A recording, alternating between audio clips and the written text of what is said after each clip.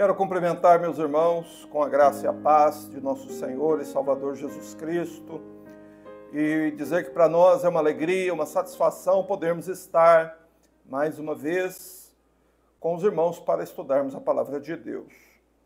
Amados, nós temos falado a respeito das palavras de Cristo na cruz e hoje nós vamos nos meditar, examinar a palavra central da cruz, a quarta palavra da cruz. Houveram 3 palavras ditas antes pelo Senhor Jesus, houveram 3 palavras que serão ditas depois. Essa é a declaração central, é o centro da cruz e é absolutamente necessário que todos nós entendamos o que está escrito no Evangelho de Marcos, capítulo 15, dos versos 33 a 36. Por isso eu convido a todos a abrirem suas Bíblias e a fazer a leitura conosco destes preciosos versículos do Evangelho, que diz assim: E chegada a hora sexta, houve trevas sobre toda a terra até a hora nona. E a hora nona Jesus exclamou em alta voz: Eloi, Eloi, lama sabactani, que traduzido é: Deus meu, por que me desamparaste? E ao ouvirem isso, alguns que ali estavam disseram: Ele está chamando por Elias. E então um deles correu, ensopou uma esponja em vinagre e, pondo-a numa haste, deu-lhe de beber, dizendo: Deixai-o, vejamos se Elias virá tirá-lo. Amém? Recline a sua cabeça, feche seus olhos e vamos orar. Ó Todo-Poderoso e bendito Pai, ao Senhor nós rendemos a glória, a honra e o louvor. Pois sabemos, meu Deus, que todas as vezes que alguém se reúne em nome de Cristo, isto é obra da graça de Deus. É o Senhor operando em nosso favor para salvar as nossas almas. E bendito seja o Senhor por mais esta tão preciosa oportunidade de estarmos diante de tão profundas palavras ditas por teu Filho enquanto ele estava atravessado por pregos na cruz do Calvário. E que o Senhor possa nos abençoar, nos ajudar, meu Deus, para que possamos progredir no nosso conhecimento e entendermos, meu Deus, que precioso ensino a respeito da vida eterna que o Senhor Jesus tem para nós nestas palavras. Ajuda-nos, Senhor, concede-nos teu auxílio, limpa os nossos corações e a nossa mente de toda preocupação e de todo mal. Dá-nos, Senhor, uma bênção para que estejamos em paz e em comunhão e com todo respeito, com toda a reverência, nós possamos participar deste culto na Tua presença, meu Deus, lembrando-nos continuamente de que é para o Senhor que realizamos este culto, é ao Senhor que somente adoramos e é a Ti, ó Deus bendito e eterno Pai, que queremos agradar. Bendito seja o Teu nome, em nome de Jesus. Amém. Queridos, antes da exposição do texto, cante conosco um hino, o hino do cantor cristão. O nome do hino é Gólgota. Convidamos você a cantar conosco.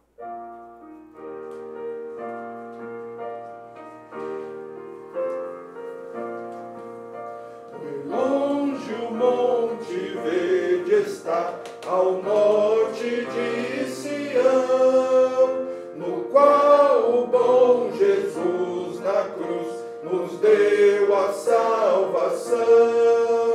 Oh, quanto nos amou, amemo-lo também. E confiando em seu amor, façamos todo bem. Quem sondará, quem contará a dor que padeceu, mas que podemos foi por nós o que na cruz sofreu. Oh, quanto nos amou, amemo-lo também.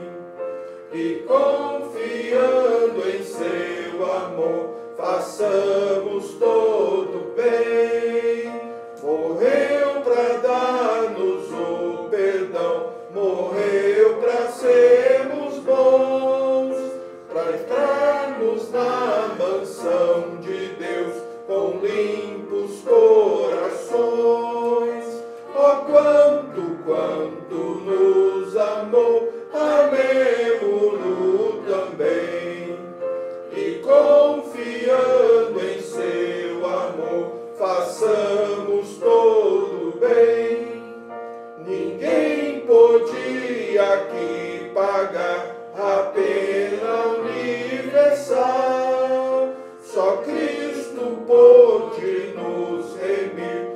ao preço divinal. Oh, quanto nos amou, amemo-nos também. E confiando em seu amor, façamos todo o bem. Glória a Deus. Bendito seja o Senhor Jesus Cristo por seu sacrifício em favor das nossas vidas. Meus irmãos, nós precisamos nos lembrar que o Senhor Jesus, ele desceu do céu à terra e ele assumiu um corpo humano, um corpo de carne, por uma razão. Para que ele pudesse suportar na sua carne todas as terríveis consequências dos nossos pecados. E somente ele poderia fazer isso. Porque ele é Deus eterno. E ele se fez carne por esta razão. E é por isso que Cristo, ele é o único, suficiente Salvador. Ele é único porque não existe outro. Não há outro que possa te salvar. Ele é suficiente porque o sacrifício que ele realizou pode e perdoa pecados dos homens. E ele é Salvador, porque ele nos livra de todas as terríveis consequências que os nossos pecados merecem. Todavia, nós devemos sempre nos lembrar que Cristo é também o Mestre. Jesus Cristo, ele é o Salvador, mas ele também é o Mestre. Significa que ele é o ensinador do seu povo. Por isso nós devemos olhar para a pessoa de Cristo sobre ângulos diferentes. Mesmo na cruz do Calvário. Na cruz o Senhor Jesus estava ali pagando o imenso, o divino preço por nossos pecados. Porém, mesmo durante as 6 horas de terríveis sofrimentos lá no Gólgota, o Senhor Jesus não deixou de ensinar o seu povo. Ele é o Salvador, ele é o nosso Mestre. E é por isso que há registrado nos 4 evangelhos 7 ensinamentos que o Senhor Jesus Cristo deu enquanto ele estava crucificado. O primeiro ensinamento que ele nos deixou é sobre o perdão. E nós nos lembramos que ele nos trouxe esse ensinamento quando ele foi logo que a cruz foi levantada da terra. E quão profundas, quão benditas, quão importantes são este ensino de Cristo sobre o perdão. Mas depois o Senhor Jesus falou de novo enquanto ele estava pendurado na cruz. E aí ele abriu seus lábios novamente para falar, para ensinar o seu povo a respeito de salvação. Naquele momento tão importante quando ele prometeu àquele ladrão arrependido que aquele ladrão naquele mesmo dia estaria com ele no reino dos céus. Na terceira vez que o Senhor Jesus falou, ainda antes do meio-dia, durante as 3 primeiras horas da cruz, Jesus falou 3 vezes. Foi essa terceira vez que Jesus falou também, foi antes do meio-dia, quando o nosso amado mestre, ele faz provisão à sua mãe. Quando o Senhor Jesus olha, estando pendurado na cruz, ele olha e vê que junto com as mulheres que estavam ao pé da cruz estava a sua mãe. E o Senhor Jesus então provê à sua mãe um teto, provê cuidado, provê companhia espiritual para a jornada terrena da sua mãe até o fim. Aquela é a palavra da provisão, o ensino de Cristo sobre provisão. Meus irmãos, e nós não temos dificuldade de entender as palavras de Cristo sobre perdão, sobre salvação e sobre provisão. Nós não temos dificuldade de entender estes ensinamentos do Senhor Jesus. Porém, agora nós vamos ao coração da cruz. Agora nós vamos ao ensino central de Cristo crucificado. Nos lembrando que houveram 3 ensinos anteriores a esse e que existem 3 ensinos posteriores. O que significa que o 4º ensino é o ensino central. E imagine, meus irmãos, que assunto profundo o Senhor Jesus deixou para ser o centro. E nós devemos ter em mente que este ensino central, ele é tão importante para cada alma humana quanto é o perdão, quanto é a salvação, quanto é a provisão. Tão importante quanto perdão, salvação e provisão é você entender o que as palavras de Cristo aqui significam. E foi exatamente por causa da importância deste ensino que o Espírito Santo cuidadosamente colocou este ensino no centro da cruz. Exatamente por causa da importância deste ensino. Além disso, este é o único dos 7 ensinos da cruz que foram registrados na língua original. O evangelista Marcos registrou as exatas palavras que o Senhor Jesus disse às 3 horas da tarde, enquanto ele estava pendurado na cruz. Meus irmãos, e foi assim que o Espírito Santo fez, foi assim que o Senhor Jesus proclamou, para que nós entendamos que não pode haver maus entendidos sobre o que significam essas palavras. É por isso que elas foram colocadas no centro. É por isso que elas foram preservadas no seu original. É porque entendê-las errado trará um imenso dano às almas dos homens. Negligenciar essas palavras para a igreja trará um imenso dano à igreja, porque este é o centro de tudo. Esta palavra que amarra todo o restante. Esta palavra, este ensino de Cristo que nos mostra o que aconteceu com ele, até onde ele desceu por causa dos nossos pecados. Mas note que os guardas encarregados da crucificação ouviram o que o Senhor Jesus Cristo disse. Eles ouviram o Senhor Jesus no meio da escuridão das trevas clamar em alta voz, Eloi, Eloi, lama sabachthani. E nos é mostrado nos versos 35 e 36 que os guardas não entenderam o que o Senhor Cristo disse. E eu exorto você e a mim mesmo que nós não podemos cometer o mesmo erro destes guardas sem causar dano às nossas almas imortais. Precisamos conhecer em cada detalhe a cruz. Precisamos penetrar nas coisas que a cruz nos ensina. E o primeiro ponto é que você precisa se lembrar, e o Evangelho de Marcos nos informa isso, que nosso mestre bendito ficou pendurado naquela cruz amarga por 6 horas. Você pode conferir essa informação comigo em Marcos 15, 25, que nos informa a hora que o Senhor Jesus foi crucificado, a hora em que a cruz foi levantada. Nos é dito que era a hora terceira, que era 9 horas da manhã, quando o crucificaram. E que durante as 3 primeiras horas, das 9 horas até o meio-dia, o sol brilhou sobre Cristo. Era um dia ensolarado. E neste dia, até o meio-dia, quem infringe ao Senhor Jesus todos os sofrimentos foram os homens. Foram os homens que pregaram Jesus na cruz. Foram os homens que rasgaram as vestes dele. Foram os homens que colocaram a cruz levantada.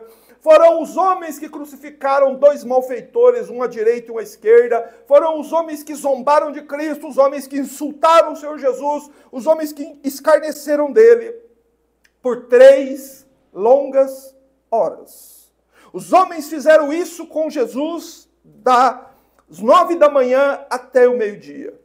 Porém, você vai perceber isso no estudo de hoje, que quando chega a hora sexta, tudo muda.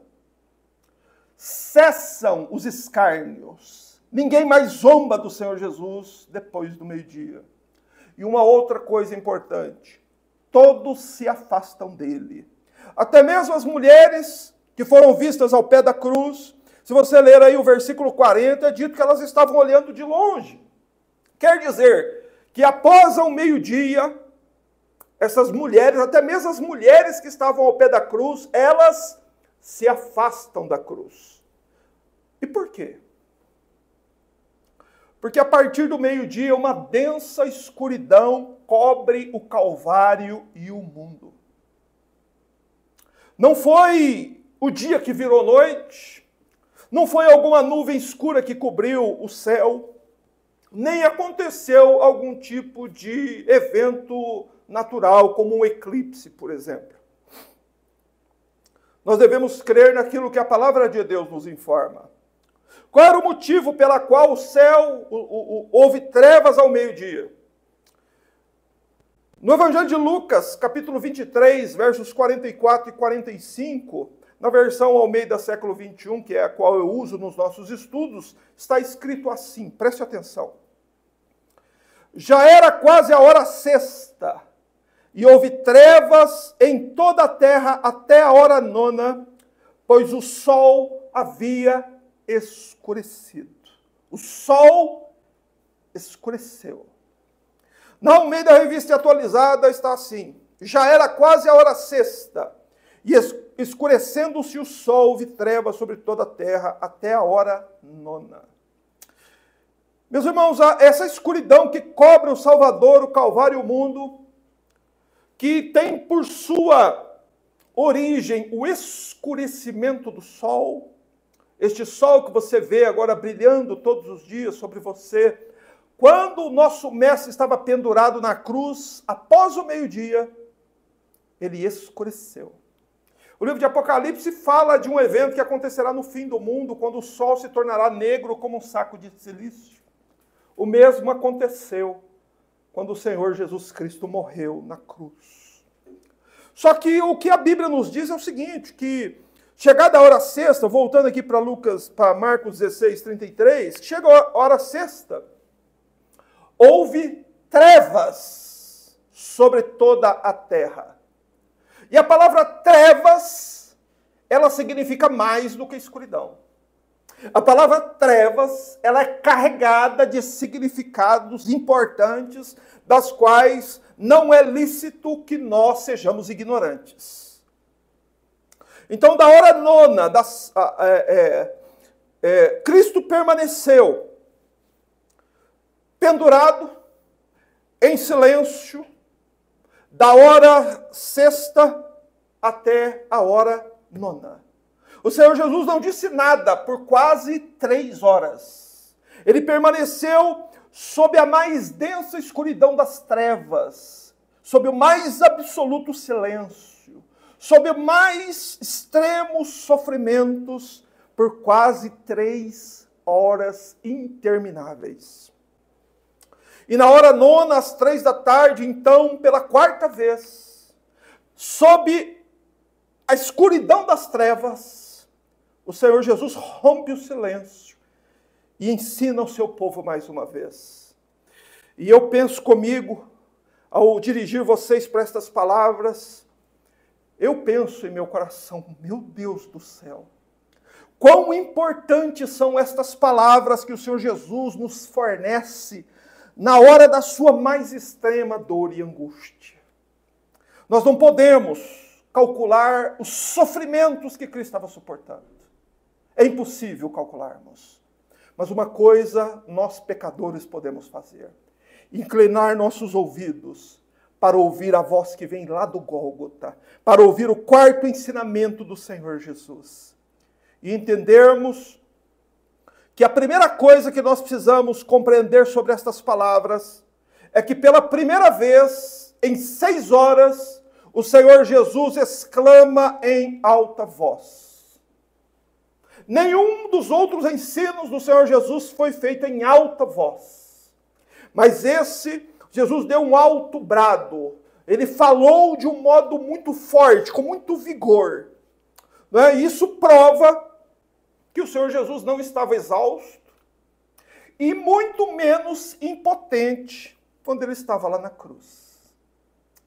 E ele fala deste modo como ele falava com as multidões. Imagina uma multidão de pessoas vindo para ouvir o seu ensino. 5.000, 10.000, 20.000 pessoas. Como é que o Senhor Jesus deveria falar para ensiná-las? Em alta voz, para que todos possam ouvir e entender. Meus irmãos, e é assim que estas palavras são expressas à humanidade, para que todos os pecadores do mundo possam ouvir e entender o que o Senhor Jesus Cristo disse. O Senhor Jesus disse em alta voz as seguintes palavras: Eloi, Eloi, lama sabachthani. Queridos, nos dias em que o Senhor Jesus andou sobre a terra, a Bíblia, as Escrituras, não possuíam capítulos nem versículos. Por isso, quando um mestre, quando um professor queria conduzir as mentes de seus ouvintes a uma determinada parte da Escritura, este mestre fazia isso proclamando as primeiras palavras daquele texto que ele queria ensinar. E é exatamente isso que o bendito Salvador dos homens está fazendo às 3 horas da tarde, debaixo da mais densa escuridão das trevas, conduzindo cuidadosamente as nossas mentes e a mente de todos aqueles que ouvem essas palavras, dirigindo-nos para uma parte da Bíblia. Jesus está recitando, Jesus está aqui falando em alta voz sobre o Salmo 22. Só um instante antes de abrir o Salmo 22. Com certeza você já ouviu muitos ensinamentos sobre o Salmo 23. Mas é certo que você nunca ouviu nada sobre o Salmo 22. Eu vou dizer para você por quê. Porque ele contém verdades difíceis da mente humana entender. E os homens são preguiçosos, são negligentes, eles gostam de ouvir: o Senhor é meu pastor, nada me faltará. Mas eles não gostam de ouvir: Deus meu, por que me abandonaste? Por isso eu quero que você vá. Não é a minha intenção, é a intenção do próprio Cristo crucificado que você vá ao Salmo 22. E para entender que no Salmo 22 está se cumprindo, ou na cruz está se cumprindo a profecia contida no Salmo 22. Observe que o Senhor Jesus, ele fala exatamente as mesmas palavras. Não é que Marcos, por exemplo, ele é cuidadoso em traduzir o significado dessas palavras para nós. Traduzido é: Deus meu, por que me desamparaste? Então, o que o Senhor Jesus está dizendo às 3 horas da tarde, e é a sua declaração central, o ensino central da cruz, é o Salmo 22. Por favor, leia comigo dos versos 1 a 6. Está escrito assim: Deus meu, por que me desamparaste? Por que estás longe de dar-me livramento? Longe das palavras do meu clamor? Meu Deus, eu clamo de dia, mas tu não me ouves. Também de noite, mas não encontro sossego. Contudo, tu és santo, entronizado sobre os louvores de Israel. Nossos pais confiaram em ti, e tu os livraste. Clamaram a ti, foram salvos. Confiaram em ti, não se decepcionaram. Mas eu sou um verme e não homem, alvo de zombaria dos homens e desprezado do povo. Todos que me veem zombam de mim, mexem os lábios e balançam a cabeça, dizendo: ele confiou no Senhor, que ele o livre e o salve, pois ele quer o seu bem. Meus amados, o Senhor Jesus, lá na cruz do Calvário, às 3 horas da tarde, no seu ensino central, quer dirigir-nos ao Salmo 22. Porém, este salmo, ele fala sobre um assunto muito perturbador.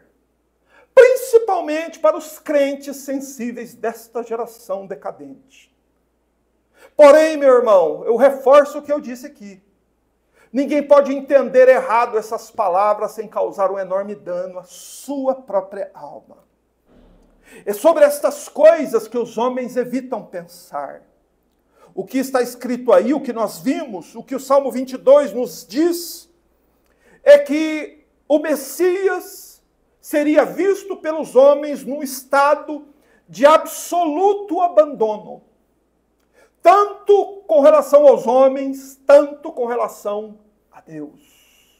Um Messias abandonado, um Messias completamente desamparado, alvo da zombaria dos homens. Alguém que clama a Deus e Deus não o responde.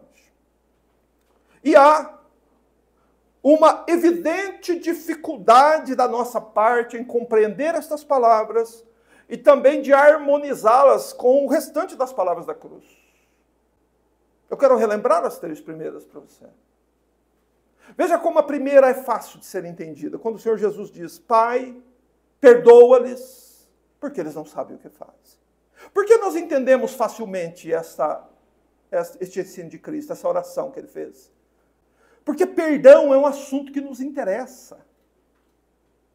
Perdão é um assunto que nós gostamos de ouvir. Então nós não temos dificuldade de entender quando a Bíblia fala de perdão, porque perdão é mais necessário que a água e o pão que nos alimenta. A segunda palavra da cruz. Em verdade te digo que hoje estarás comigo no paraíso. Oh, meus irmãos, quem é que não gosta de ouvir essas palavras? Quem é que não sente necessidade de ouvir essas palavras? Essas palavras falam de um tema que nos interessa muito, o tema da salvação. E nós estamos muito dispostos a ouvir sobre salvação, nós gostamos de ouvir sobre salvação. Lembre-se da terceira palavra de Cristo, quando ele se dirige à sua mãe e diz, mulher, eis aí teu filho. O Senhor Jesus faz provisão à sua mãe, uma pobre viúva idosa, para que ela não vivesse desamparada. Veja que o Senhor Jesus, no seu terceiro ensino, faz provisão para que a sua mãe não seja desamparada, para que a mãe dele não fique abandonada. Porém, ele, na quarta palavra da cruz, ele diz, Deus meu, por que me desamparaste? Então, nós não entendemos. Então, a Bíblia está falando sobre algo, sobre uma coisa, sobre um tema, um assunto evitado pelos homens e que está além desta vida. Por isso nós temos dificuldades de entender. É sobre algo que a alma humana, sem a luz de Deus, não pode entender. E a pessoa nem quer meditar sobre isso. Você pode observar isso, se você é uma pessoa que procura evangelizar e ensinar o evangelho a outros, você percebe isso. As pessoas fogem de assuntos assim. Assuntos densos, assuntos difíceis, assuntos que exigem reflexão. As pessoas fogem, porque elas não querem entender estas coisas. E, por certo, não receberam também da graça de Deus. Mas o que estas palavras do Salmo de 22 nos informam é que na cruz aconteceu algo sem precedentes. Aconteceu algo lá no Calvário, da hora sexta à hora nona, que nunca aconteceu nem antes da fundação do mundo. Nunca aconteceu nem antes e nem depois daquelas 3 horas, o que aconteceu naquelas horas. Jesus Cristo, o amado Filho de Deus, foi abandonado por seu próprio Pai. Meus irmãos, essas palavras ganham uma importância infinita quando nós nos lembramos que tanto Deus, o Pai, é eterno, quanto o Filho de Deus é eterno, Deus bendito eternamente. Amém. Então, ambos são eternos. E nunca antes da cruz, nem por um segundo, nem por um milissegundo, os dois haviam se separado. Mas lá na cruz isto acontece. Mas é difícil de nós entendermos, porque também a Bíblia nos diz que Deus nunca abandona os seus. No próprio Salmo 22, verso 4, o próprio Messias, sofredor, desamparado, escreve assim, nossos pais confiaram em ti, confiaram e tu o livraste. São inúmeros os textos bíblicos que nos mostram e provam que Deus nunca abandona o seu povo.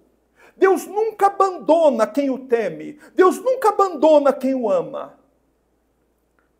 Mas então por que Deus não livrou seu filho na cruz?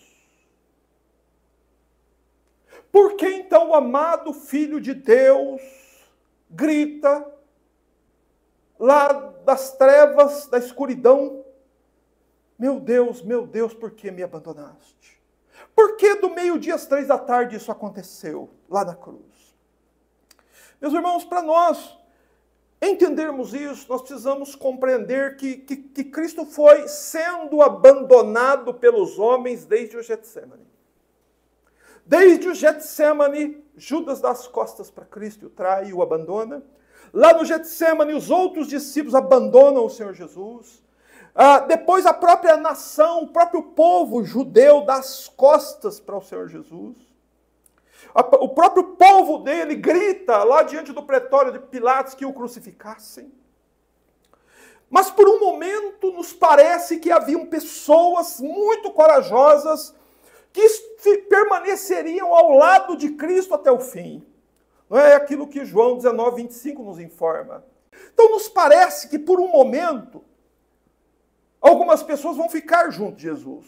Entretanto, a Bíblia nos prova, você pode voltar lá para o livro de Marcos, marca o Salmo 22, vai lá para o livro de Marcos, o texto que lemos no início do nosso estudo, para você ver que logo depois do meio-dia, o verso 40 nos diz que algumas mulheres também estavam ali olhando de longe. Mas o Evangelho de João nos informa que elas estavam ao pé da cruz.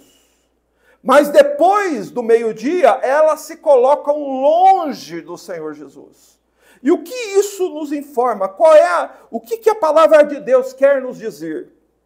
Meus irmãos, que o nosso Senhor, que o Salvador dos homens, da hora sexta à hora nona, tanto judeus como gentios, tanto seguidores quanto opositores, todos se afastaram dele.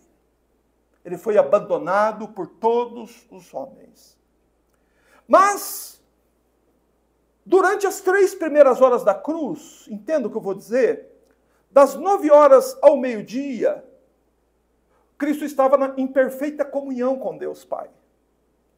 Por isso, o Senhor Jesus dirige a sua oração ao Pai, dizendo: Pai, perdoa-lhes, porque eles não sabem o que fazem. Então, observe isso e procure entender, procure fazer com que a tua mente pense nas coisas que você está ouvindo. Essa primeira oração do Senhor Jesus nos informa que quando todos os homens desampararam o Senhor Jesus, Deus, o Pai, continuava com ele. Que das 9 da manhã ao meio-dia, Deus, o Pai e Jesus continuam em comunhão. Cristo e o Pai continuam unidos, como sempre estiveram. Entretanto, meus amados, ao meio-dia isso muda. E foi por causa desta hora que o Senhor Jesus suou sangue lá no Getsemane. Foi por causa disso a extrema agonia do Salvador lá no jardim. Porque a partir do meio-dia até a hora nona, o Senhor Jesus não estaria mais entregue nas mãos dos homens. Nestas 3 horas, o bendito Filho de Deus, o Messias, cairia nas mãos do Deus vivo. E como nos diz Hebreus, horrenda coisa é cair nas mãos do Deus vivo. Queridos, como as pessoas são ingênuas, como as pessoas são tolas, como as pessoas são indispostas a ouvir o que a Bíblia diz. As pessoas ingenuamente acreditam que Deus é inofensivo, que Deus só faz o bem, que não pode infringir o sofrimento aos homens. Mas isso é um tremendo engano. E a cruz prova isso para nós. Porque Deus, o Pai, descarregou sua ira, moeu o seu Filho por 3 horas na cruz do Calvário. E você entender isso fará com que o teu coração tema e trema diante de Deus. Porque Deus está irado contra este mundo. Foi por isso que o profeta Joel profetizou que o dia do Senhor vem, e por isso tremam todos os moradores da terra, que você estremeça sob a verdade de que este Deus, ele virá para punir os homens por causa de seus pecados, e horrenda coisa é cair nas mãos dele. É por não ouvir essas coisas, irmãos, que nós vivemos numa geração que não teme a Deus. que não teme pecar contra Deus, que não teme zombar do nome de Deus, é porque eles não ouvem Eloi, Eloi, lama sabachthani. Deus deve ser temido, irmãos. Deus deve ser temido. Principalmente quando nós percebemos que o Espírito Santo preservou as palavras originais e o Espírito Santo moveu o coração de Marcos para que ele traduzisse para nós o que foi que o Senhor Jesus disse na sua hora mais amarga, mais terrível, lá na cruz. Eloi, Eloi, lama sabachthani, traduzido é Deus meu, por que me desamparaste? É da hora do meio-dia às 3 da tarde, nosso Salvador foi abandonado por Deus. Cristo permaneceu sozinho. Cristo estava ali na condição de um exilado, na condição de um maldito, sob o horror da ira do Deus Altíssimo. Meus irmãos, e esse é o ponto máximo. Você se lembra que desde que nós começamos a falar sobre a cruz, nós estamos mostrando isso? Que há uma intensificação nos sofrimentos de Cristo. E qual é o maior sofrimento que existe? Não é os sofrimentos que os homens podem impor a você. São os sofrimentos que o Deus Todo-Poderoso pode impor a você por causa dos seus pecados. Então entenda isso, que Jesus foi abandonado por Deus, no sentido de que Deus virou dele a sua face favorável e derramou sobre o Senhor Jesus a sua ira. E nós não podemos, de modo algum, com nossas mentes finitas, calcular o quanto Cristo sofreu.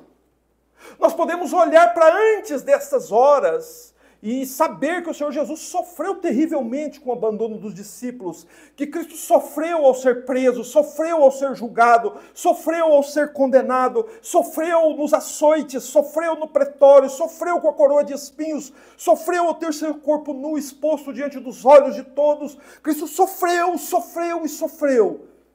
Mas nada se compara ao que ele sofreu da hora sexta à hora nona. Esse foi o auge, o ápice, o ponto máximo dos sofrimentos de Cristo.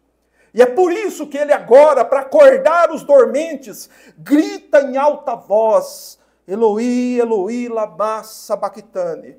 Para que nós possamos entender, irmãos, que ele estava suportando.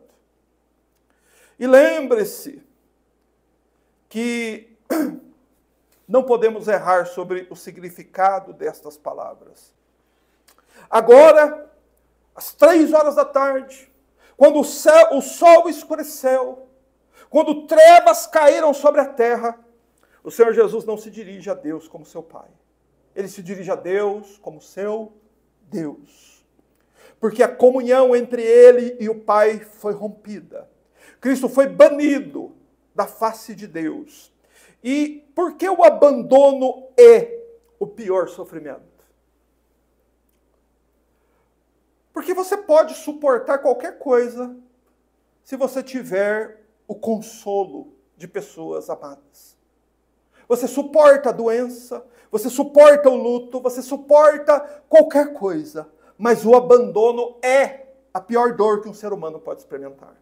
Você sabe por quê? Porque quem foi abandonado não tem quem possa ampará-lo. Mas agora Cristo está na cruz, sob a mais absoluta solidão, sob as mais densas trevas, em meio aos mais extremos tormentos, sem descanso, sem alívio, sem auxílio, sem provisão, sem o cuidado dos homens, sem o cuidado de Deus. E esta é a condenação do pecado. O pecado é isso, quando alguém morre sem Cristo, ele precisa suportar isso para sempre. Não existe nada pior do que isso. O abandono que Jesus experimentou durante aquelas 3 horas de trevas foi a pior desgraça que caiu sobre a cabeça dele. Mas então, O que causou essa separação? Porque ele estava, naquele momento, pagando o preço divinal, pagando a dívida, suportando a culpa e pagando o preço por nossos pecados. Mas para aqueles que já deixaram este mundo sem Jesus, milhões e milhões de pecadores, não há o que se possa fazer. Eles serão jogados num lugar assim. Mas para você que está aqui me ouvindo ainda, para você que Deus tem dado a oportunidade de ouvir o que Jesus Cristo diz lá na cruz do Calvário, a oportunidade para você. Mas se você desprezar, se você cometer a loucura de tratar estas palavras com negligência e descuido, eu temo em dizer para você que você deve pensar no seguinte. Imagine, pecador, que se Deus exigiu um suplício tal do seu próprio filho, que nunca cometeu pecado, o que é que você acha que ele vai exigir de você? Tema a Deus. Ouça o que eles dizem em sua palavra. Entenda, meu irmão, as consequências do pecado, que foi por causa disso que Jesus tomou um corpo humano, para que ele pudesse sofrer no lugar dos homens. Só que ele é o único Salvador dos homens. Então, se você, nesse momento, ainda tem sua oportunidade, você deve recorrer a Jesus. Meus irmãos, a Bíblia fala muito sobre isso. Sobre este banimento eterno dos homens. Sobre esse lugar de perdição eterna, onde as pessoas viverão eternamente longe da presença do Senhor e da face do seu poder. Por favor, coloque o texto para mim. 2 Tessalonicenses, capítulo 1, verso 9. Pois aqui o apóstolo Paulo, num versículo, nos fala tanto sobre esta situação, sobre esta condição de desespero a qual o Senhor Jesus suportou e que os pecadores terão que suportar no futuro também. 2 Tessalonicenses, capítulo 1, verso 9. Eu vou ler na minha versão. Está escrito assim: estes, os ímpios, os pecadores, sofrerão como castigo a eterna perdição, longe, banidos da presença do Senhor e da glória do seu poder. Entenda, meu irmão, ser banido da face de Deus é um castigo. E aqueles que isto suportarem, sofrerão. Por quanto tempo este castigo?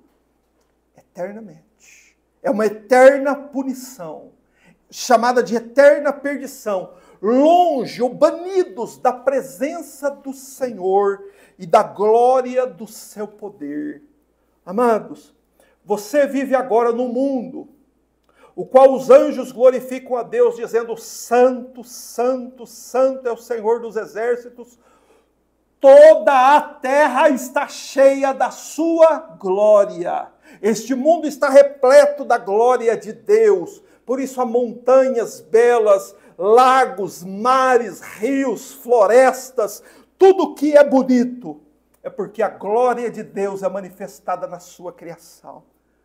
Mas, ó pecador, se tu fores lançado da face de Deus, você vai ser lançado para longe e eternamente de tudo que é belo. Será lançado num lugar de escuridão eterna, a qual um homem não poderá ver o outro, o qual uma pessoa não poderá tocar na outra. Um lugar tão terrível que a mente humana não pode calcular, porém que o Senhor Jesus Cristo suportou isso para nos deixar o seu ensino e pagar este preço por nós. Os pecadores sem Cristo serão banidos da presença do Senhor e lançados num lugar e num estado de absoluta solidão, absolutas trevas e tormentos que jamais terão fim. Meu Deus do céu. Não sou eu que estou dizendo isso. O apóstolo Paulo, é o Espírito Santo, em 2 Tessalonicenses 1,9. Se lembre que o pecado separa o homem de Deus. Isaías 49:2. O próprio Deus diz isso: os vossos pecados fazem separação entre vós e o vosso Deus. Quando você peca, você está se separando de Deus. E você precisa crer que, assim como a Bíblia nos diz, nós somos criaturas imortais. O nosso corpo envelhece e morre, mas dentro de nós há uma alma imortal. E é assim que a Bíblia afirma, irmãos. Você vai viver para sempre. Um bebê que nasceu hoje é uma criatura que vai viver para sempre. E você precisa colocar isso na enganosa balança do seu coração. Porque se você pensar que você vai viver só essa vida aqui, depois você vai morrer e não tem nada depois disso, você vai se inclinar para o mal. Agora, se você crer naquilo que a palavra de Deus diz, que Deus deu aos homens almas que não morrem, aí você vai avaliar a vida sob o peso da eternidade e você vai perceber que o gozo do pecado não compensa. Que o custo é muito caro, irmãos. O preço do pecado é muito caro. O prazer é muito rápido e o preço e as consequências são eternas. Foi por isso que não foi suficiente o Salvador sofrer as piores torturas nas mãos dos homens. Ele precisou também sofrer nas mãos do próprio Deus. Só foi possível pagar por nossos pecados desta forma. Eloi, Eloi, lama sabachthani. Sendo separado de Deus, Cristo estava pagando por nossos pecados. É para que nós percebamos quão hediondos, repulsivos são os nossos pecados aos olhos do Deus com o qual teremos que tratar. Foi por esta razão, por este quarto ensino, que Cristo suou sangue lá no Getsemane. Foi por causa da expectativa da chegada desta hora em que trevas cobririam o mundo. E então Deus moeria seu filho lá no Calvário. Jesus precisou tomar todo o cálice da ira de Deus contra seu povo. E um dos componentes do cálice é ser banido e separado de Deus. E ele suportou esta consequência por amor do seu povo. Porque isso era absolutamente indispensável, irmãos. Era indispensável, como já prenunciava o Salmo 22, que o nosso Messias fosse abandonado por Deus. E a razão não é outra. Não existe outro motivo para o que aconteceu no Calvário. A razão é uma só. O Senhor fez cair sobre ele a iniquidade de todos nós. O seu pecado, que talvez você considere como coisa alguma, como algo banal. Seus pecados, as quais talvez você nunca chorou por causa deles. Os quais nunca se viu uma lágrima nos seus olhos por causa dos seus pecados.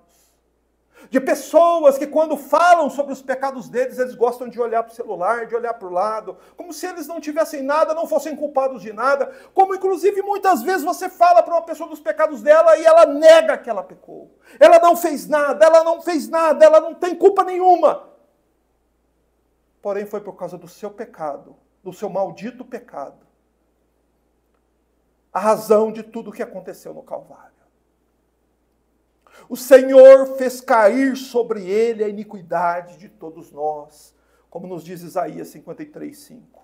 Os pecados do povo de Cristo foram imputados a ele. Meus irmãos, e nós não devemos errar ao pensar que por Jesus ter suportado no Calvário pecados imputados, não foram pecados praticados por ele. Porém, a culpa pelos pecados que Cristo suportou foi real. Deus o tratou do meio-dia às 15h como uma massa de pecados.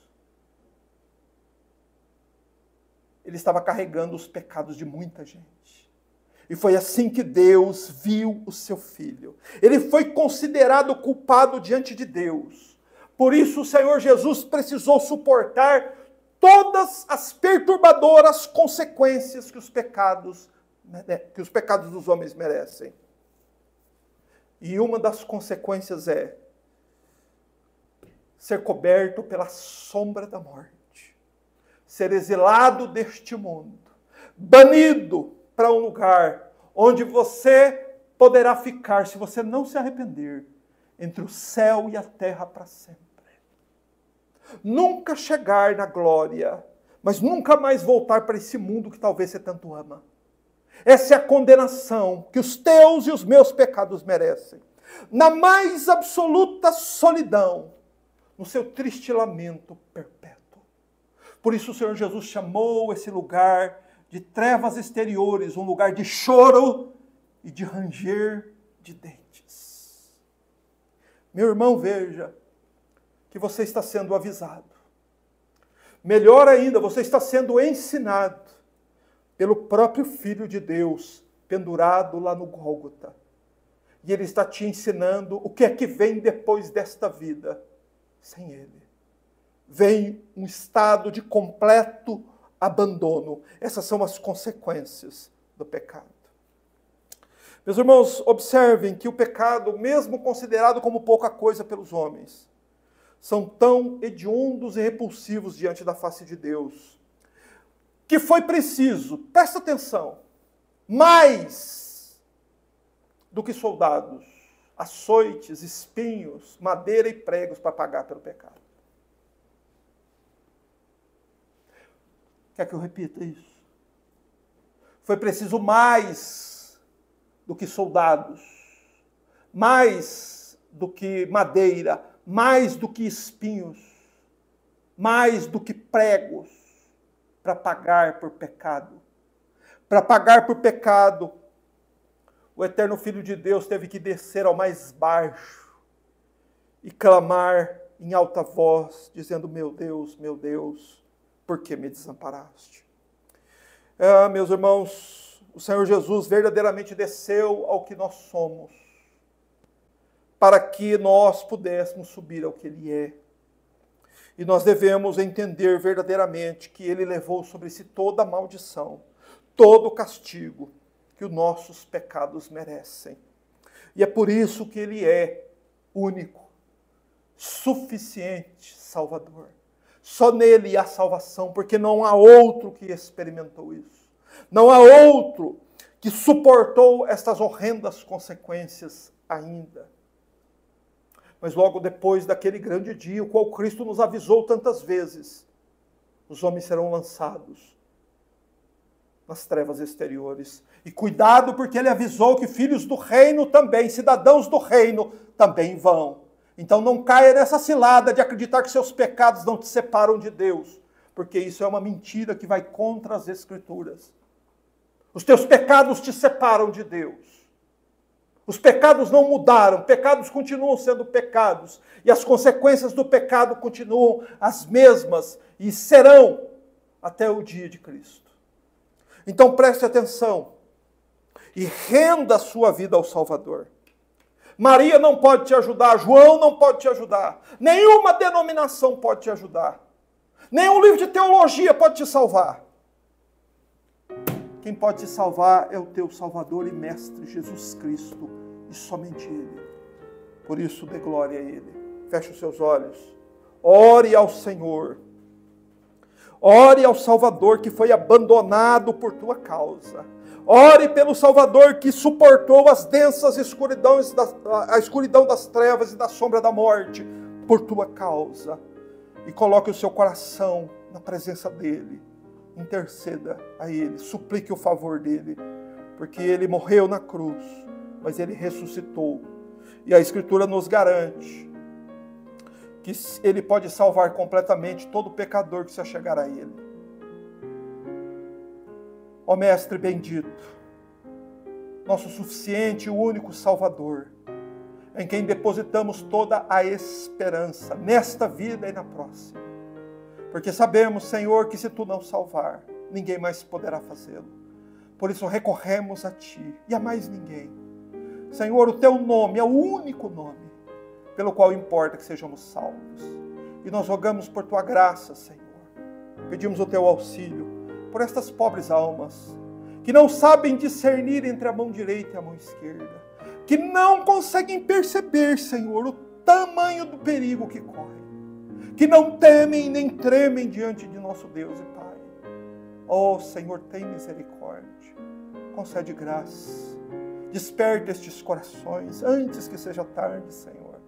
Envia teu Espírito sobre nós, abençoa-nos, meu Deus, para que nos separemos desta geração decadente, desta geração mundana, desta geração, Senhor, que não quer outra coisa senão o mundo e o pecado.